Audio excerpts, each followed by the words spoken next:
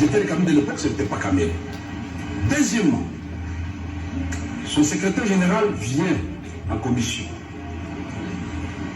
Et après des instructions du chef de l'État qui estime que 100 maisons par site, c'est trop peu, il faut les ramener à 300 maisons par site. C'est le ministère du Développement rural qui va nous dire qu'il n'y a que 5 données topographiques disponibles donc pour cette province. Et tout cela, c'est par écrit. En venant au contrat, vous dites qu'il n'y a pas de date, mais attention, le premier contrat qui avait été signé, le ministère a fait exprès de ne pas dire que c'est le style du ministère du Développement rural. Mais le premier contrat qui avait été signé en avril 2018 n'a pas non plus de date à la fin, c'est à la première page. Il faut faire attention de ce côté-là. J'ai une mémoire qui me trompe rarement, à moins qu'on me prouve le contraire. Ça, c'est avril 2018. Je voudrais que les caméras prennent ça très bien. 2018. Allons vers la fin, puisque le ministère public a omis ça expressement. Allons vers la fin. Puisque ça sous-entend que celui-ci est valable, l'autre n'est pas valable. Allons à la fin. Fait à Kinshasa, dites-moi la date. Vous pouvez dire ça dans le Cameroun? Est-ce qu'il y a des dates? Alors ça c'est pour dire qu'un contrat, c'est l'expression de la volonté des deux parties après discussion. Ça, ce n'était qu'en liminaire. Maintenant, je pense qu'on prendra le temps de répondre à la question de savoir comment, père de famille que je suis, directeur de cabinet chef de l'État, je me retrouve ici à Makala pour faire quoi exactement? Cette question, j'attends une réponse précise, pas de supputation, pas de supposition, on va m'opposer une pièce incontestable. Maintenant, quand vous me demandez, je suis directeur de cabinet chef de l'État, je coordonne tous les services de la présidence. Même Nsele doit me faire rapport d'AIPEL. Même la réserve stratégique doit faire rapport. Et qui plus est une commission instituée dans le cadre du programme de 100 jours du président de la République.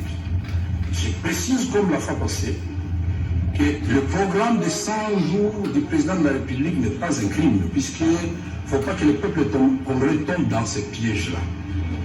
Nous sommes partis de Saute Mouton, caméra détournée aux gens de Saute Mouton, on a commencé à chanter Saute Mouton, Saute Mouton. Nous avons dit non, c'est parce que le gouvernement congolais n'a pas payé. Et il a raison de dire que le Premier ministre a fait une réunion avec les vice-premiers ministres des Finances. Le ministre des Finances, empêché de représenté par le vice-ministre des Finances. Il a fait la réunion à laquelle la plupart des vice-premiers ministres des ITPR. Et M. Jamal, les DG de l'OVD, les DG de l'Office de route et les DG des fonds de promotion de l'industrie. Pourquoi? Parce qu'ils sont de principaux intervenants dans le programme de 100 jours. Et à l'issue de cette réunion, qu'est-ce qui a été dit? Vidéo à l'appui. Le peuple congolais, la mémoire quand même. Le vice-premier ministre et ministre du budget a dit, en français en lingala, la faute de notre côté. Nous avions des problèmes de trésorerie. C'est depuis septembre que nous ne payons pas. Là, nous sommes au mois de février. Que nous ne payons pas. Voilà pourquoi les embouteillages dans la ville de Kinshasa. Et on donne priorité aux autres moutons. Mon travail, comme tous les autres membres de la supervision, c'était de s'assurer effectivement que les travaux contenus, ou mieux les actions contenues dans le programme qui avait été présenté par le président de la République. Mais pourquoi? Le principe de l'unicité de la caisse de l'État ne l'a pas permis, parce que la même caisse de l'État de trésor public doit subvenir aux rémunérations des magistrats, aux rémunérations des fonctionnaires, faire la guerre à l'Est ou rétablir la paix, c'est selon.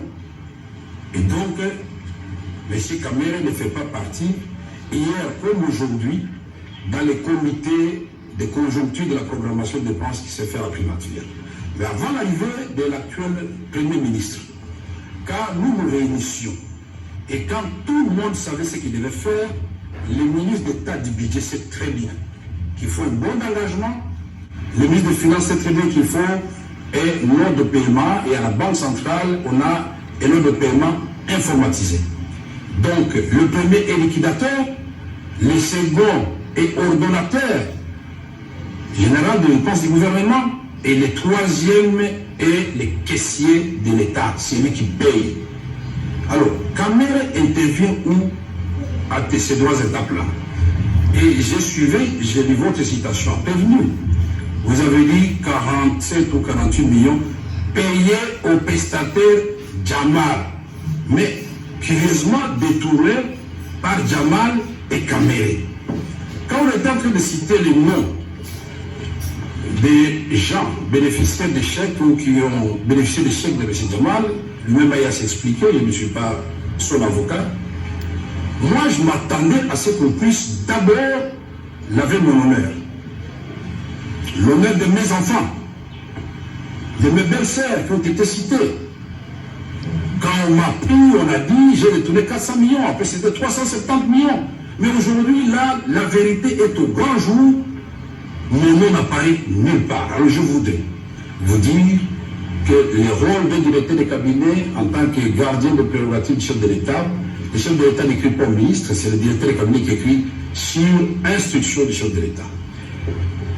Et ce que nous avons fait, et que beaucoup de gens ont oublié, il a fallu attendre 11 ans pour que le maréchal Mobutu construise la première cité de Salon.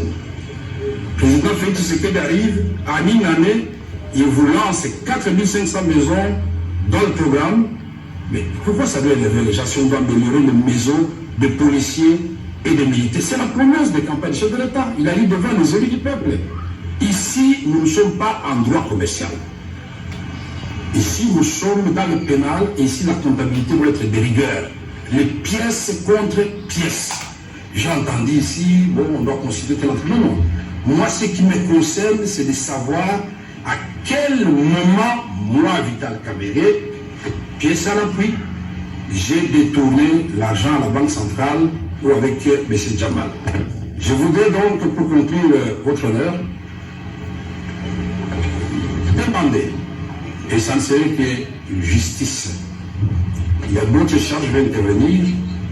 À l'issue de cette séance d'aujourd'hui, que je puisse recouvrer ma liberté provisoire. Je serai là chaque jour que des besoins. Ça ne doit pas faire plaisir aux gens de m'humilier, de me mettre dans des conditions inhumaines. Réparation doit être faite bonjour, comme je suis à votre disposition. Une question du tribunal.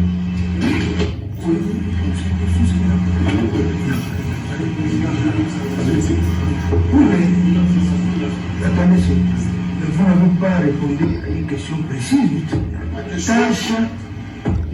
Tâche spécifique du superviseur dans le programme. Je vais d'abord rectifier votre question. Je ne suis pas superviseur. Nous sommes une équipe de supervision. Et donc notre tâche, c'était d'abord la conception et chacun, en ce qui le concerne, est rentré selon ses prérogatives constitutionnelles. Chaque ministre est chef de son département. Si ça l'écarte, la rigueur de la loi est là. Et vous, personnellement, vous étiez... exercé quel... Mais je vais vous le dire, vous voulez que j'exerce quoi? Conception, particulièrement... conception de 100 jours, le résultat, il est là. C'est ce que nous avons fait avec l'ensemble. Vous pouvez filmer. Puisque là, le peuple congolais a l'occasion de voir l'ensemble des 100 jours. Puisqu'il y en a qui pensent que c'est seulement les maisons de M. Jamal. Non. Les 100 jours, nous avons les routes, nous avons les secteurs de non-routiers, électricité, eau, emploi, tout ça, c'est dans les 100 jours. Montant total décaissé, total général décaissé, 274 686 538 dollars américains. Pour le trésor public, c'est 229 793 dollars américains. Fonds de promotion de l'industrie, 18 204 491 dollars américains. Fonds d'air, 27 272 454. Ça, c'est les 100 jours. Et je vous ai préparé, je crois que la visualisation est de beaucoup de gens. Et on arrivera là, que ce soit les contrats, que ce soit tout ça, les maisons, on va projeter tout ça pour que, comme je l'avais dit la fois passée, que la justice rime avec la vérité et je ne peux pas un seul instant. Vous n'avez été que dans la conception. C'est une compétence collégiale. Il n'y avait pas une compétence spécifique, sauf que moi, quand il s'agit d'instruire au nom du chef de l'État, le chef de l'État me donne des instructions, je les répercute au ministre et la formule n'a pas changé, puisque en septembre, à l'entrée du gouvernement Ilunga, je vous ai amené, je crois, je n'ai pas oublié, la remise et reprise des travaux de 100 jours depuis septembre, c'est depuis Kamere et l'équipe de supervision passée qui gère ça. C'est l'équipe actuelle et à la page 4, paragraphe 3 du compte rendu de la première réunion extraordinaire du Conseil des ministres, le Premier ministre note qu'avec satisfaction que la remise reprise s'est faite dans le cas des travaux de 100 jours. Et il va instruire les ministres sectoriels de poursuivre avec célérité les rythmes déjà engagés. Mais comment on se félicite d'un côté et de l'autre côté on dit non, on a commis des crimes d'avoir fait tous ces ouvrages. Donc voilà, en résumé, et donc même quand je suis là, on continue à signer la présidence de ses arrêtés, puisqu'il y a l'intérimaire qui travaille, demandez-lui, quand il est instruit, il fait comment? Ici, l'instruction du président de la République. Et c'est pas mauvais, c'est la pratique dans notre pays. Donc, vous pouvez confirmer à l'intention du tribunal que c'est à ce titre qu'en date du 11 mars 2019, vous êtes adressé au directeur général de la Direction générale de contrôle des marchés publics pour l'instruire et traiter avec célérité les dossiers relatifs aux avis de non-objection qui concerneraient il n'y a pas que cette correspondance-là. Donc, confirmez cette correspondance. Vous n'allez pas répondre à ma place. Laissez-moi, vous n'allez pas m'aider à répondre. Vous n'allez pas répondre, mais on vous pose des questions. Répondez aux questions du tribunal. Je voudrais répondre et là où je serai bloqué, les avocats vont intervenir. Exact. Le tribunal fait son travail, il est fait très bien jusqu'à présent. Laissez-moi aussi faire mon travail d'éclairer l'opinion. Donc, quand le président de la République estime qu'il faut améliorer les logements, c'est-à-dire le social des militaires, et dit, dans ces cadres-là, je dois, lui le président, dans un premier temps, puisque ça allait se poursuivre, doter les militaires de 2000 maisons, les policiers de 1000 maisons. Mais il insiste, parce que quand il visite les chantiers, il appelle M. Jamal, il dit, monsieur, vous continuez parce que vous travaillez très bien. Mais il insiste, comme vous avez reçu cette fois-ci beaucoup de maisons à la fois, je voudrais que vous puissiez revoir sensiblement les prix. Alors quand vous comparez, moi je croyais que vous allez nous féliciter, quand vous comparez les prix de l'époque de Bitakwira, puisque le président acceptait une maison type 2, oubliez bien la facture pro forma, c'était 35 000. Mais M. Jamal a fait des va-et-vient au niveau de la commission des experts, jusqu'à tomber au prix de 19 000. 19 000, pas chiffre, non. 19 000 créés à la main. Combien il a détourné? Où il a ses facturé? La direction générale des marchés publics, mais ça c'est la procédure légale. Le président de la République et la loi sur la passation des marchés publics prévoit le gré à gré en cas d'urgence. Mais il faut solliciter l'avis des non-objections. Mais avant de solliciter cet avis de non-objection, en même temps j'ai demandé à la société Ousmane de transférer, disons, de déposer sa facture auprès du directeur général des marchés publics pour qu'il ait tous les éléments techniques et qu'il ait tout, parce que les ministres des Finances et des budgets ont l'obligation de regarder d'abord le plan des trésoreries. C'est eux, quand ils disent non, vous n'allez pas les arrêter, c'est non. C'est leur prérogative, ce n'est pas la prérogative du directeur des cabinets de l'État. Est-ce que vous pouvez indiquer à l'intention du tribunal de quelle manière vous avez procédé pour retenir les prestataires tels que Samigo? Je n'ai pas retenu Samigo. Je crois que vous m'avez très bien suivi. Il ne faut pas me faire dire ce que je n'ai pas dit, votre honneur. Oui, vous pouvez précisément. Non, mais il n'y a pas la question de la La première question, La précision est la suivante. Au sujet du marché de 3000 maisons, il faut préciser le contexte politique. Et lequel le président de la République, l'actuel, est investi.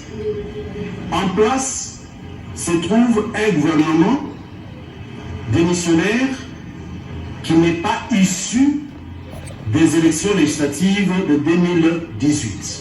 Donc, tu ne peux plus engager la République, sinon gérer les affaires courantes. Cela étant, vous vous trouvez dans une circonstance exceptionnelle et urgente par rapport au programme de 100 jours du chef de l'État. On a présenté longtemps ce marché comme étant un marché illégal qui ne pouvait être conclu qu'à la suite de corruption ou certaines antivaleurs.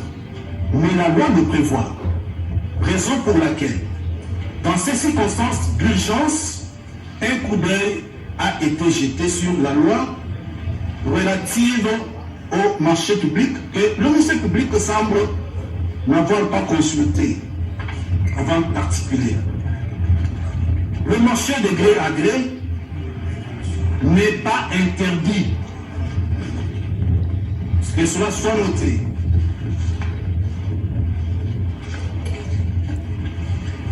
Le marché de gré à gré n'est pas interdit et je vous donne les dispositions.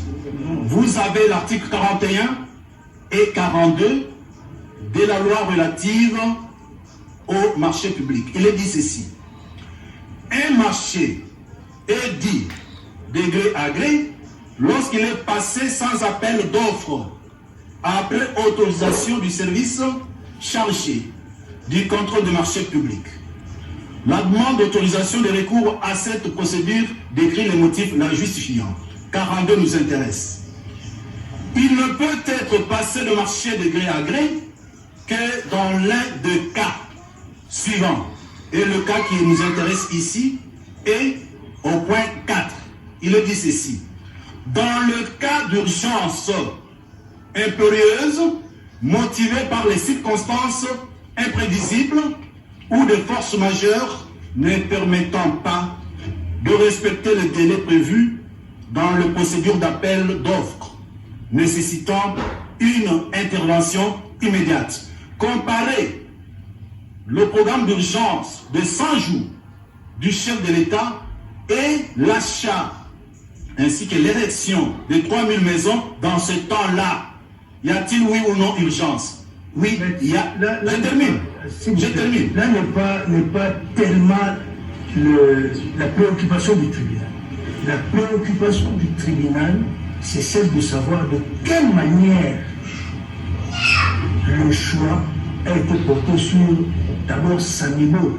Parce que moi, je dois vous rappeler que nous instruisons encore sur la première prévention en ce qui concerne le prévenu Kamere.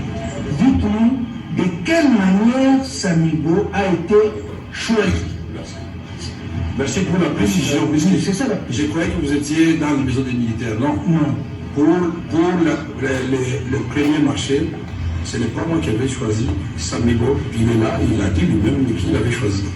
Ça date d'avril 2018 et puis ça continue toujours par le même ministre qui était en train d'expédier les affaires courantes. Et les correspondants sont là, les contrats sont là.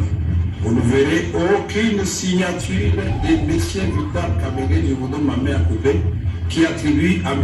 Jamal Samibo les marchés dans le cas de ce que vous venez, dans le cas des premières instructions que nous sommes en train d'examiner. La réponse c'est que c'est le ministre du développement qui, à l'époque, avait choisi. Absolument. Même dans le cadre de 100 jours. Absolument. Mais vous voulez. Attendez, il n'y a pas. Puisque je vois qu'il y a des doutes. Moi j'avais dit que nous avons parlé pièce. Une autre question du tribunal. Non, non, c'est bon, puisque l'opinion me suit. Il est bon quand même que l'opinion voit que je ne suis pas en train de raconter des histoires. Nous avons ici En avril 2018, voilà, 2018, j'étais Cameroun et notre régime n'était pas encore là. Ce contrat est signé par, signé par M. Bitakwira et M. Sami Bala Jamal, la dernière page. La suite, l'avenant. C'est écrit avenant au contrat. Nous sommes en avril 2019. Cette fois-là, notre régime est là. Mais ce n'est pas moi qui cite parce que je respecte les prérogatives de chaque ministre. Et là, à la fin, qui cite, c'est encore une fois M. Bitakwira et M. Jamal. Mais ceci est renforcé par, puisque j'ai entendu si on a lu la lettre du mois de juin, cette lettre-là, elle est correcte. Au mois de juin, la direction générale du marché a très bien fait son travail quand le même Bitakwira l'avait sollicité, ce n'est pas Kamel qui l'avait sollicité. Il y avait des éléments à compléter. Le 5 juillet, Bitakwira, ministre, a écrit. Il acquise la réception de la lettre qui nous a été lue ici par le ministère public, refusant l'anneau à à Jamal. Excusez-moi, monsieur de massacrer notre nom. Oui, accusé de réception. L'autre numéro rapport de développement rural demande d'avis de non-objection de deux projets d'avenant au contrat travaux de construction de 900 maisons préfabriquées dans 9 provinces pilotes de la République démocratique du Congo. Et cette lettre a été lue. L'augmentation du nombre de maisons préfabriquées de 100 à 300, ainsi impactant ainsi si l'enveloppe totale à un montant de 57 600 000. Jusque là, je me pose toujours la question, les 100 000 là viennent d'où? Puisque lui, sa facture, il reconnaît que c'était de 5 500 000, 57 500 000, si lesquels avaient pris 2 174 000 $ américains pour le deuxième contrat, c'est ça l'avenant. Donc c'est encore une fois, monsieur le caméraman s'il vous plaît, c'est encore une fois Bitakwira qui a signé. Donc c'est très facile et on a eu confrontation ici. Mais maintenant, on a eu confrontation ici à Makala. Ce jour-là, il avait vanté quand il a voulu partir sans que je n'ai le temps de répondre. J'ai dit à l'avocat général, quand lui là, il est là, j'ai dit non, il n'est pas question. Bitakwira doit attendre, les avocats vont tenir les histoires, il ne faut pas tomber, mais je dois répondre et vous remettre ces documents aujourd'hui même. Il a répondu. Il m'a écrit sur ces 2 numéros sur ma femme. Ah non, il faut tourner, tout souligner, il faut qu'on se voit qu'on parle. Mais non, on va parler devant le juge, monsieur. Et donc, c'est très facile d'appeler les gens comme ça, assumer les engagements des autres. Nous sommes les hommes d'État. Quand nous avons posé les actes dans le cadre de nos fonctions, aujourd'hui, si on revient à ma gestion de l'Assemblée nationale ou des ministres de l'information, mais je vais assumer mes actes. Je ne vais pas chercher de faire rien avec l'aide du ministère public ou pas. Non, je vais assumer. Vous a suivi. Donc c'est il constate que oui. Les contrôles, a priori, comme la loi le dit, a été effectué par l'intervention de la Direction générale de marché public, du contrôle de marché public, au mois de juillet. Oui, juin et puis juillet. Ok. Mais maintenant, je voudrais savoir comment vous expliquez que le paiement fait à Jamal soit fait 2 mois avant. Déjà, le 18 mars 2019, Jamal reçoit 14 millions de dollars, et puis 2 ou 3 jours après, 4 600 000, ainsi de suite, jusqu'au 18 mai. Et je réplique. Ce sont les soldes. Est-ce que vous pouvez nous expliquer de quelle manière. Je réplique simplement directement une question. Pardon? Une autre question directement. Ok, très bien. À cela, c'est votre procès verbal, n'est-ce pas, du 8 avril.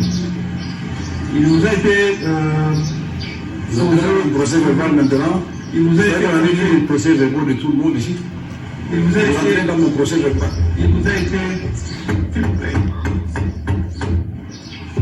Il vous a été demandé, donc, voilà les questions qui vous sont posées, je vous donne les réponses que vous avez données. Ok. Reconnaissez-vous que la commission chargée du suivi des travaux des 100 jours était placée sous votre supervision? Vous dites oui, comme toutes les structures du cabinet du chef de l'État. Quel était votre rôle et quelles sont vos prérogatives au sein de cette commission? Mon premier rôle était d'abord la conception. Le deuxième, la mise en place de cette commission. Troisième, faire adopter les règlements pour le fonctionnement de cette commission.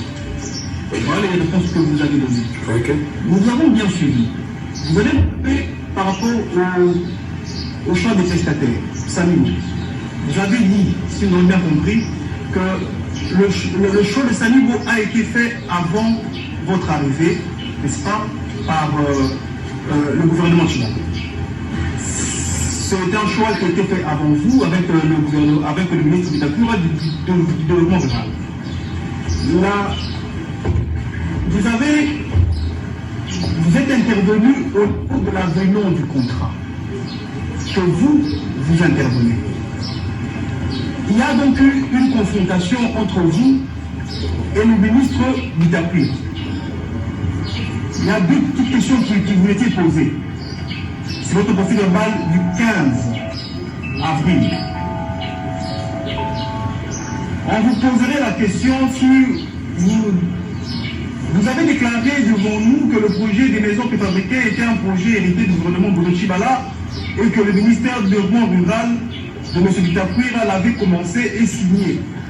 Le contrat ainsi que les correspondances adressées à la DGCMP, confirmez-vous cette version des faits en présence de ce dernier? Vous dites oui, je le confirme. Et j'ai les pièces relatives. J'ajoute qu'à l'époque, la commission avait jugé bon. C'est ainsi qu'il a été reconduit. Voilà, M. Bitakura qui réagit. Est-ce que le projet des maisons préfabriquées inscrit au programme de 100 jours était la continuité du projet que vous avez commencé en tant que ministre du développement rural? Il dit non. Il a totalement changé. On a pris, je peux produire le document de la DGCMP qui me demande de répondre à zéro parce que le nombre des maisons des provinces et les coûts avaient changé ainsi que les lieux d'érection des maisons. Je rebondis sur la question de mon ami collègue. Comment expliquez-vous que la DGCMP... C'était le cabinet de l'époque, ce n'était pas Kamel. Deuxièmement, son secrétaire général vient en commission. Et après des instructions du chef de l'État qui estime que 100 maisons par site, c'est trop peu, il faut les ramener à 300 maisons par site. C'est le ministère du développement rural qui va nous dire qu'il n'y a que 5 données topographiques disponibles donc pour cette province. Et tout cela, c'est par écrit. Avenant au contrat, vous dites qu'il n'y a pas de date, mais attention, le premier contrat qui avait été signé, le ministère a fait exprès de ne pas dire que c'est le style du ministère du développement rural. Le premier contrat qui avait été signé en avril 2018 n'a pas non plus de date à la fin, c'est à la première page. Il faut faire attention à ce côté-là. J'ai une mémoire qui me trompe rarement, à moins qu'on me prouve le contraire. Ça, c'est avril 2018. Je voudrais que la caméra prenne ça très bien. 2018. Allons vers la fin, puisque le ministère public a omis ça expressement. Allons vers la fin, puisque ça sous-entend que celui-ci est valable, l'autre n'est pas valable. Allons à la fin. Fait à Kinshasa, dites-moi la date. Vous pouvez dire ça dans le caméra? Est-ce qu'il y a des dates? Alors ça c'est pour dire qu'un contrat, c'est l'expression de la volonté des deux parties après discussion. Ça, ce n'était qu'en liminaire. Maintenant, je pense qu'on prendra le temps de répondre à la question de savoir comment, père de famille que je suis dans le cabinet chef de l'État, je me retrouve ici à Makala pour faire quoi exactement?